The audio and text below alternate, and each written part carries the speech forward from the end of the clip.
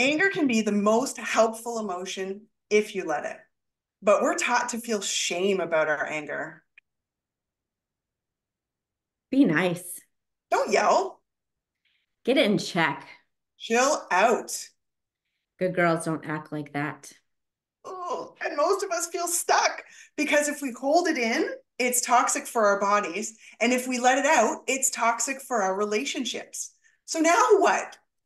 We're going to show you how anger can be your most helpful emotion if you know what to do with it.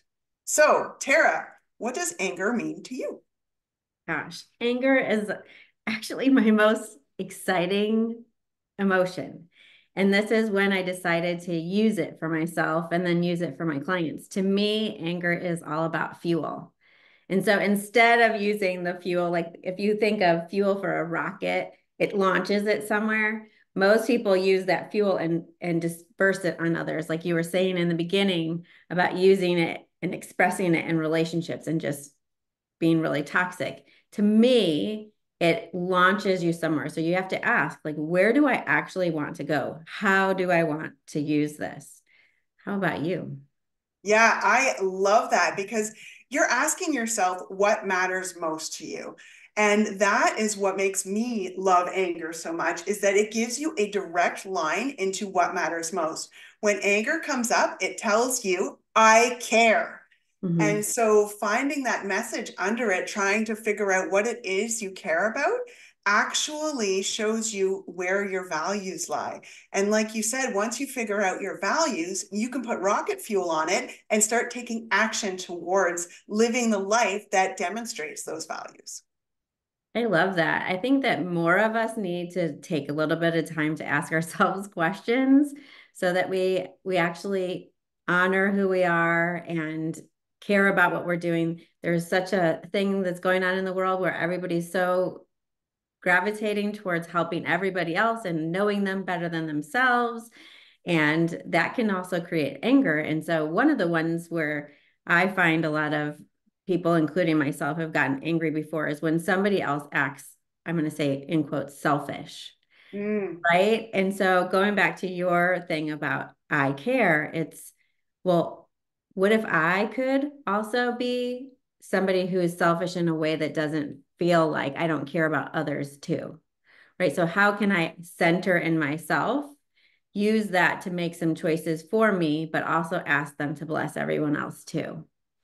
yeah. So, Yeah, I absolutely love that. And I feel like one of the biggest ways that anger is misunderstood mhm, is that I kind of see it like a big brother.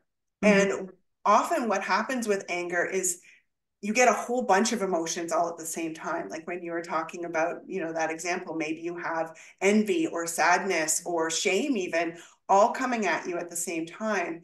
And then anger comes up as sort of the loudest in the crowd. mhm. And it's that big brother that wants you to be safe and it wants to protect you and it wants to bubble up and come out. And so for me, my very first step when I start experiencing this feeling is to welcome it, is to kind of high five it, and say, oh my goodness, thank you for showing up for me. And Mhm. that allowed me to shift away from the other two options, which were to shove it down, go away, I don't want you, or to let it out and damage the relationships, right? That completely changed the way that I allowed it to enter my life. And then, like you said, it changed the way that I started interacting with myself. What do you think about that? I love that. Like it's so funny. People don't know that we don't really know each other so well yet. And one of the biggest things why we wanted to have this discussion is because we both have this innate love of emotions and different things and bring a different perspective. And so your initial, okay, like I'm going to high five this emotion. I'm going to high five what's going on inside. I do a similar thing with my clients. I'm like, just say it. Oh, cool. Like, thank you for showing up. And it's really this space of understanding there's wisdom in our bodies. Most people are very disconnected from their brain to their body. It's like everything that you're feeling from here down, if it's not acceptable, let's shut it down. And so that whole, like, I like the high five even better than the, okay, cool. How are you doing? Thank you so much. But there's it removes the shame. It removes this fight with yourself by just taking that pause, right? And then saying, high five, it's okay that you showed up here. Now, what are we going to do now that you're my friend instead of my enemy? So that's really awesome. Yeah, I love that. Now that you're my friend instead of my enemy, right? Because we are resistant to it. We feel like we don't know what to do with it. And so we just, want it to go away, and allowing it to be your friend allows you to have a conversation with it. And I know this sounds very hokey, but I'm an out loud processor. It's the root of journaling. Some people like to journal with it, but having that conversation of like, hey, you're here, what's your message for me, Mm-hmm. allows you to sort of figure out what it's trying to tell you. Because I believe that those, and we've talked about it, emotions are messages, right, from your inner knowing. And so I actually do have a conversation. I do the high five. Hey, you're here. I hear you. What's going on? And I imagine a conversation back and forth, and the anger might say something like, oh my God, I can't believe that thing happened, or that person treated you that way, or you witnessed this thing. That is just not cool. That is just not okay. And then, we'll actually go back and forth, and I'll start figuring out, okay, I am upset because X happened. Now I can start figuring out, okay, X is what I care about so much. Like other people being hurt is what I care about so much, or me not having a voice is what I care about so much, whatever it is. And I can start thinking about, okay, what action steps am I going to pour that rocket fuel on in order to live my values? Mm-hmm. I just want to point out what you said again for everybody, because it is the biggest thing here, which is emotions are messages. I think it's been explained for a really long time that emotions are energy in motion, so E plus motion, right? And it absolutely is, because it's a current, right, that's moving through us. However, that current's going to keep on coming back and back and back until we get the message. They really are messengers, like, hey, pay attention here. This could actually make your life better. So if we turned and we thought of anger as an emotion that could make our lives better instead of worse, I mean, that's how I think you and I both feel about it. It's like, oh, yay, anger is here. I'm gonna be able to be launched somewhere. I'm gonna be able to get clarity of a choice that will actually make my life better. Then we don't feel like it's here to destroy, and we don't use it to destroy others or ourselves. So I'm really going into that message of anger or other emotions are messengers and have messages, information for us is so key. I love that. Thank you. Well, I want to reiterate something that you just said, which I think is another really important topic, is that you mentioned that the energy just keeps coming back. And Mm-hmm. I think that's critical to understand, because for so much of our lives, we have been shoving down that anger. No, go away. I don't want to express to you. I don't want to be bad. And so we do shove it down, and it stays there, just like you said, like that energy and that current stays there. And then we keep shoving on top of that, and it starts to end up like a pressure pot, right? Yeah. And then that's where some of the fear comes with anger, is that loss of control. Mm-hmm. Because when you have a pressure pot and you start, really increasing that pressure, some of it's going to leak out, and you could end up living against your values. You could end up taking actions that go against your values. And then that on the other side of that comes shame, or Mm-hmm. some other difficult emotion. And so the key to not letting that pressure build up is to actually process it and to go through that message, like you said, so that we can allow that energy to flow through us and to release. Yeah. And one of the cool things is that we can do this exact same process with old anger. Have Mm-hmm. you ever worked with your clients on doing the process with old anger? Do you know what I mean? Yeah, absolutely. But I would love for you to explain your process with it. Absolutely. A lot of people have pent up old anger, right? That's not just destroying their self-esteem, but it's also, you go to a doctor and they'll say, oh, that's caused by stress. Well, stress, you going back to your pressure pot, is like this thing that's the seams are being stressed, right? There's pressure on them. They're about ready to break. That doesn't just happen in your self-esteem. It happens in your physical body, illness, your relationships, your finances, all over the place. Like pent up anger can destroy. So it's really important to go back to the past. But I'd love to know what you were going to share there. Yeah, absolutely. So I teach people to process emotions as they come, Mm-hmm. because I find that's the easiest first step. And I have a three-step process. And the three steps are welcome it, be with it, let it go. Mm-hmm. And it can take minutes or it can take days, depending on what it is you're welcoming. But what I mean by old anger is like sometimes I might be lying in bed. That's when it most often comes up, or in the shower. Any moment where I'm quiet, Mm-hmm. some old hurt will come up, and I'll be lying there in bed, being like, "Oh, this thing that happened 5 years ago with my mom or whatever. I'm still really mad about that. You know, I can't believe she said that thing, and I can't believe this happened or she treated me like that." And I'm just lying there thinking about it, not sleeping. Mm-hmm. And so that's what I like call old anger. It's just sitting there in my body, being like, "Hey, I have a message, process me." Mm-hmm. And so in those moments where they pop up, that's when I can be like, "Oh, okay, I need to process it." And so I can say while I'm lying in bed, "Hey, anger, okay, I hear you. High five. Thanks for showing up and reminding me that I care so much about something." And start having that conversation. Why are you here? What are you telling me? What happened that day that made me so angry? And start figuring out what it is that I actually really care about and what message it is. Mm-hmm. And then I can sit there with that anger and just like be with it and honor it and be like, "Oh, thank you so much for showing up today. That really makes me understand exactly what it is that bothered me in that moment and exactly what it is I need to do about it." And the do about it is actually sort of a follow-on thing that starts going into boundaries, which we're going to talk about later. But then I can just, thanks for being here and let it go and Mm-hmm. go to sleep. And so that's what I mean by processing old anger, those old feelings that kind of come up randomly Mm-hmm. as you're going through your day. And just allowing them that energy to come out of your pressure pot.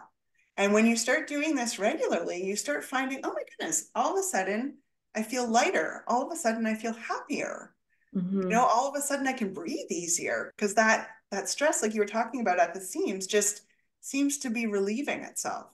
Yeah. Yeah, I love that because I find that a lot of people get this pressure on their chest, like they can't breathe very well. And it's all that's just pressing on you that you feel like you can't move and be in your life. The one thing that I was going to ask you is when you're doing this processing, whether it's in bed or in the shower, do you do it in your head? Do you do it out loud? How is that processing happening for you? Yeah, I think it's completely individual. Okay. It depends on who's around me. Uh-huh. Yes.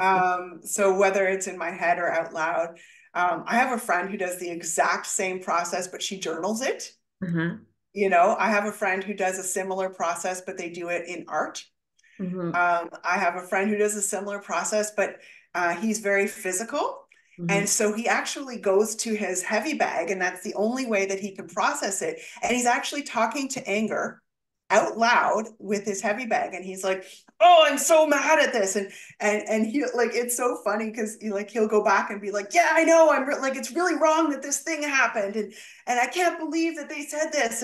And so they actually process it out loud. And the key is like, so I'm talking about, the first part, the anger part, that I can't believe that this happened.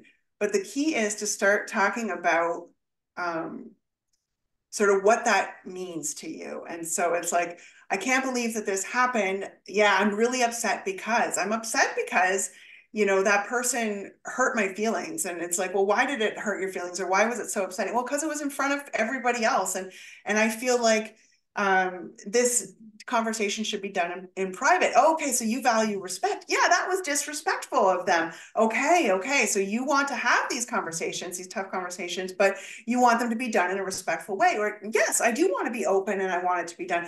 And so having those conversations back and forth, which I do out loud if I can, uh, Mm-hmm. allows me to figure out and get really confident about my next step. Mm-hmm. Whereas if I didn't have those conversations, I would probably just avoid that person Yeah. completely because I'm like, oh, they disrespected me. I don't respect them now and screw them. And Mm-hmm. then I hold that anger in. And then every time I see them, I'm angry again. Whereas having processed it out loud, I can now, okay, I know what matters. I know the words that I need to say, and I can go and have that conversation with that person. Yeah, I love that. I think the big piece for me, and I like how you said there were so many different ways of processing it, but it was so many ways that were outside the body because what so many people do is they have this dialogue in their brain. And so it just is it's almost like you're still keeping the pressure nozzle closed, it's staying inside, it's bouncing around. As soon as you either paint it out, sing it out, punch it out, talk it Right. out, journal it out, whatever it is, all of a sudden is outside the body. Mm, And the body is actually part of the processing. Instead of us just living from this 1/8 of our body, we're living from the entire body. Even if like you're voicing it, because all of a sudden you're using your mouth, you're using your ears, all the cells of your entire body hear it. And I love one of the things that you pointed out is really going so deep that you realize what you really need, what you really care about. And a little bit of different words for me is like, what is the choice that I wasn't allowing myself to make in that moment? Because whether you go back and process it with the other person or not, realizing in your scenario, I could actually walk out and just go, we're going to have this conversation later, in a different place, or just walk. Like I give myself permission to have my own back in all situations. I don't need for the other person to change for me to feel good. And so I think for me, it's always going to that level of what choice didn't I allow myself to make in that scenario that could have made me feel safe and secure. oh my goodness, that is so powerful. I love that so much.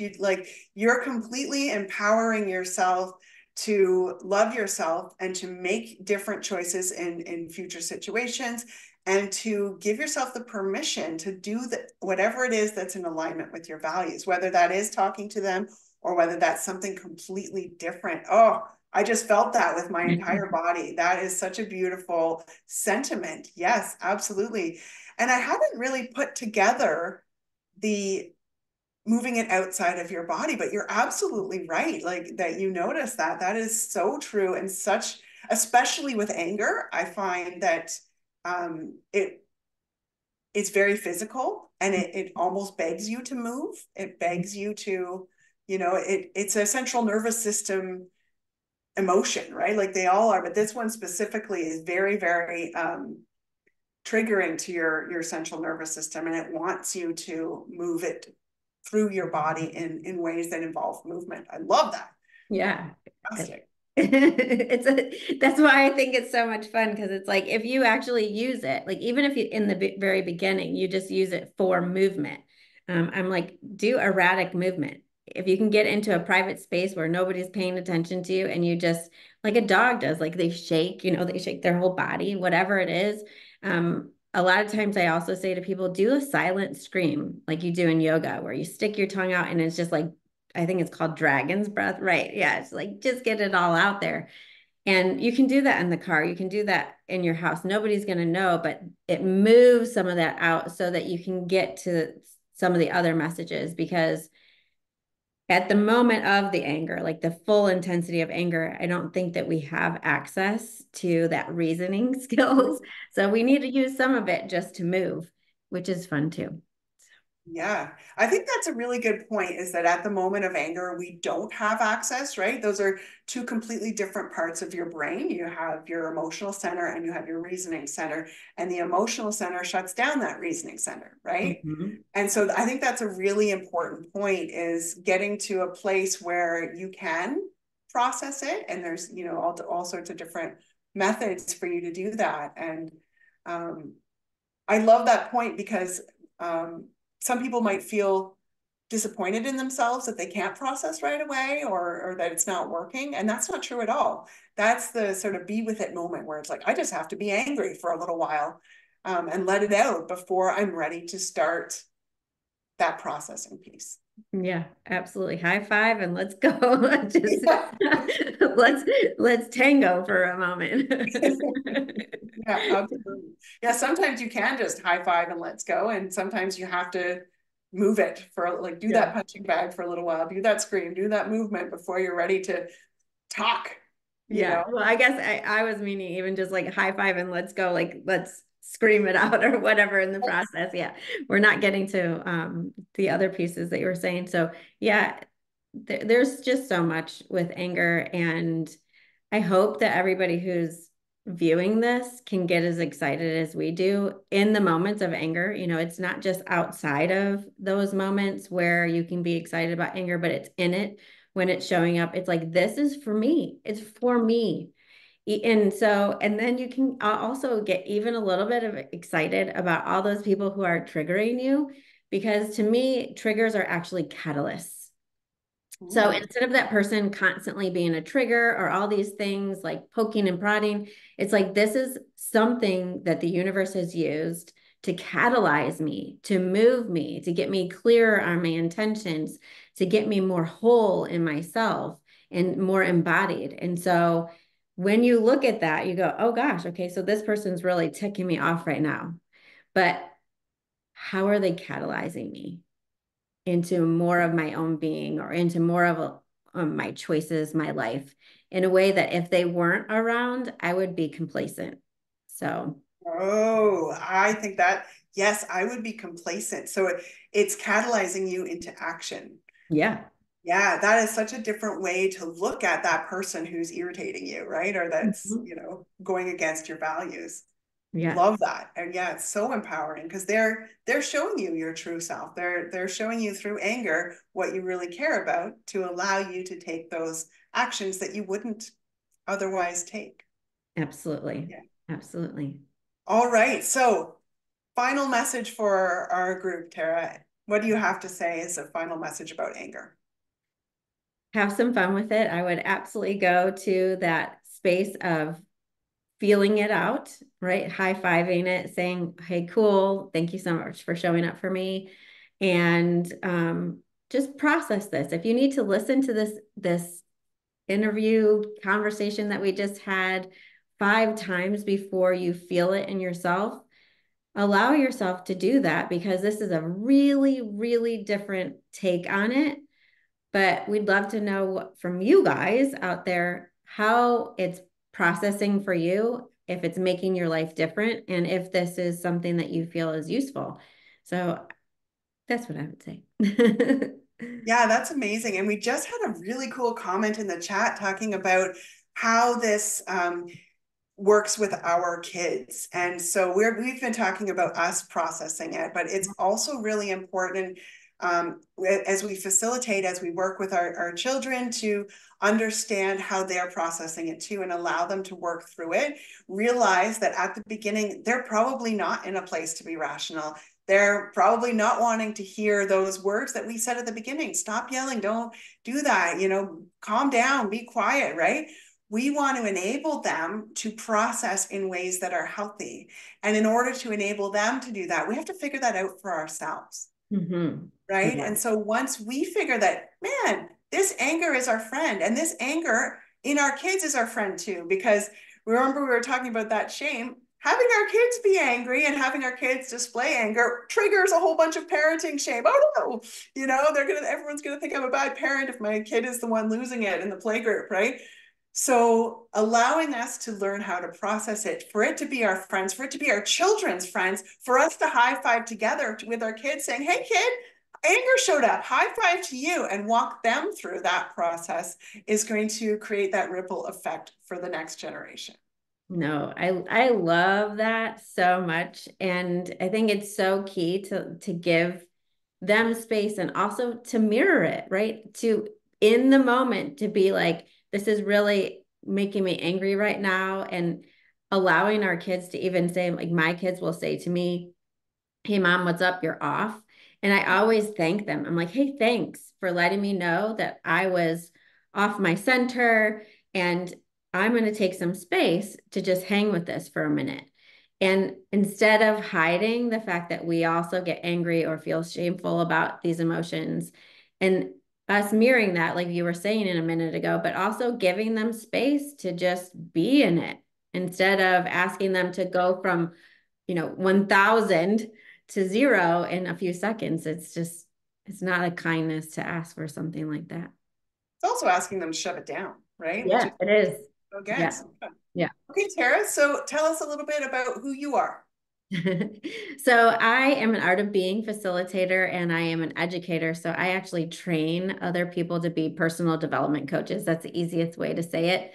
But I call it the art of being because it is an art to being ourselves. It's not a science. There's not a 5-step process, and what somebody else does isn't necessarily what you need to do in order to honor yourself.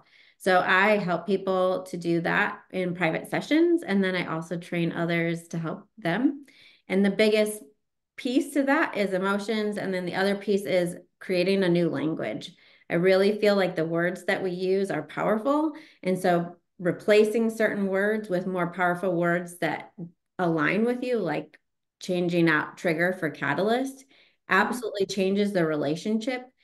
I think that a lot of people who are doing work outside of this, they're looking at the individual, and I'm always looking at the relationship. So even if you're in a relationship with somebody who feels like they're hurting you, how do you use that for your own power? And then possibly, how do you use that in a way that actually creates a more healthy relationship? So yeah, that's Wow. what I do. How about you? What do you do, Kristina?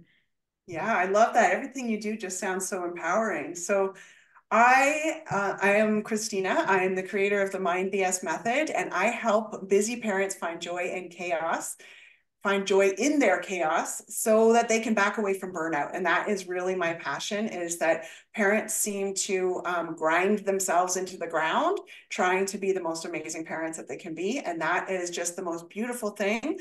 But it's actually modeling for our kids sacrifice as love. And it's super, super challenging for parents because parents can't use the traditional methods of self-care and of burnout recovery because they have so many responsibilities. They can't get away. And so parents need a different solution. They need things that they can do while they're parenting, while they're working, while they're tending to all of their responsibilities. And so the Mind BS method combines cognitive learning, sort of like we're talking about today, with somatic learning, which is that getting in touch with your body so that you can very, very quickly start having results using very short time periods, like 5 seconds at a time, 10 minutes at a time, in order to allow them to live their best life now. Because it breaks my heart when parents tell me, oh, it's fine. I've got, kids. I will do my dreams when I retire. I will do my I will be happy, or I will be able to have space for myself and be able to fill myself when the kids move out. And that's just sad for me because I want all parents to model for kids how to live happy right now so that our kids think it's normal to fill their own cups and to have relationships that nurture them and to have healthy boundaries. So that was a very long explanation of what I do. And so I work with them in a group program exclusively because I just love the dynamic of the group. I love other parents, seeing other parents in exactly the same place they are so that they can all learn from each other. I believe everybody has something to bring to the table. Absolutely. And I love the fact that you went a little bit long on it. Like I think both of us need to. We're so much more than just a one-liner, right? And so are all the people who are watching. You're so much more than a one-liner. You need to know the depth of the work that we do, and we want to know the depth of who each of the people who are listening are. So Yes, thank you. absolutely. So if you want to get in touch with us, we will put our information in the comments or in the description. And if you are interested in learning more about anything that we do or anything that is confusing you around emotions or around boundaries or around overwhelm, please put them in the comments and we will come back with another episode addressing that. Thank you so much. Thank you so much. It's been great. Okay, bye.